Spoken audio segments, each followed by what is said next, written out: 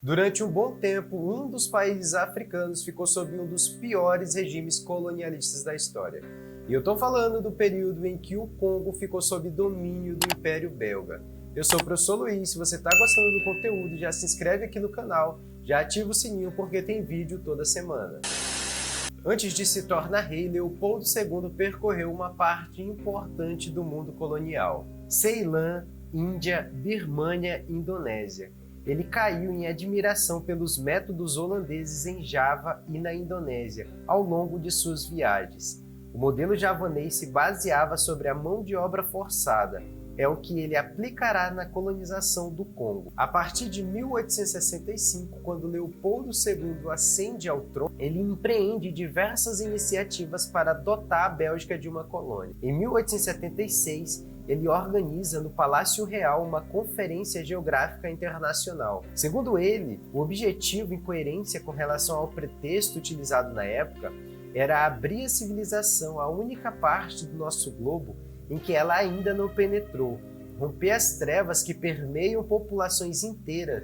Eu ouso dizer, uma cruzada digna desse século de progresso. Mas é na Conferência de Berlim, no ano de 1885, que o rei Leopoldo II consegue autorização para criar o Estado independente do Congo. Paralelamente aos seus discursos proferidos nas grandes conferências, o rei tinha outro tipo de intenção. Quando se trata de uma raça composta por canibais há milhares de anos, é necessário utilizar métodos que acabará com a sua preguiça e o farão compreender o aspecto saudável do trabalho. Desde o momento onde, em 1885, Leopoldo II pôde criar um Estado independente do Congo, que é o seu estado pessoal, ele realizou o primeiro decreto fundamental, aonde todas as terras consideradas ociosas se tornam propriedade do Estado. E é aí que Leopoldo II aplica um modelo de exploração holandês de Java. Ele explora sistematicamente a população que ele é capaz de dominar pela criação da força pública,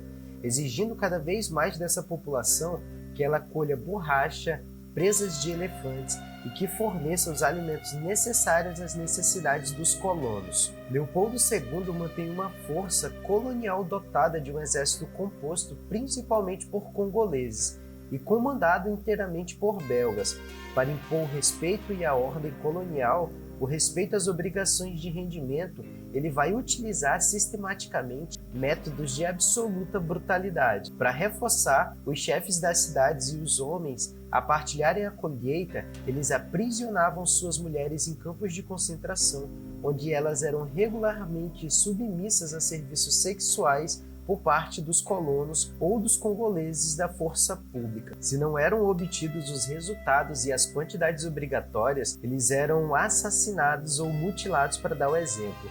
Os soldados da força pública precisavam dar a prova de que eles tinham utilizado cada cartucho sabiamente. Eles tinham, portanto, que trazer de volta uma mão cortada para provar que o cartucho tinha servido para matar um congolês. A visão política de Leopoldo II, representante da Bélgica, correspondia a um modelo de colonização extremamente brutal. E sobre esse modelo de colonização, ele dizia que argumentar que tudo que os brancos produziram no país deve ser gasto apenas na África e para o benefício dos negros é uma verdadeira heresia, uma injustiça e uma falha que, se pudesse traduzir-se de fato, deteria a marcha da civilização do Congo.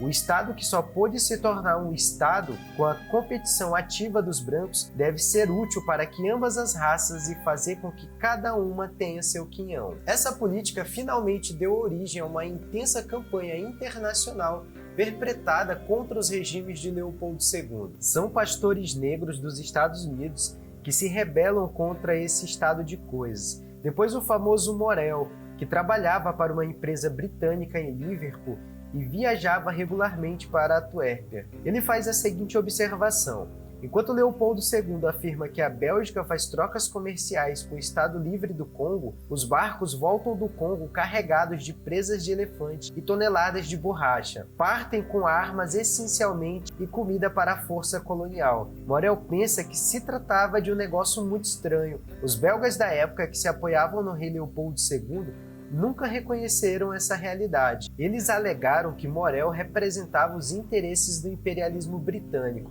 e criticava os belgas apenas por ocupar o seu lugar. Durante os últimos 20 anos, muitas conferências foram dadas, livros foram publicados e muitas matérias surgiram para criticar todas as atrocidades em que o rei Leopoldo II havia cometido no Congo. Pode-se seguramente considerar que o rei e o Estado Livre do Congo, que ele liderou com o acordo do governo belga e do parlamento da época, são os responsáveis por crimes contra a humanidade, deliberadamente comprometida. Estes crimes não são erros, mas o resultado direto do tipo de exploração a que o povo congolês foi submetido. Alguns autores estimam que a população congolesa em 1885 chegou a 20 milhões de pessoas, mas que após o comando de Leopoldo II, essa população se reduziu a 10 milhões de congoleses em aproximadamente 1908. Seja lá qual for o número de dezenas ou centenas de milhares de vítimas, são todas vítimas inocentes da atividade colonial de Leopoldo II.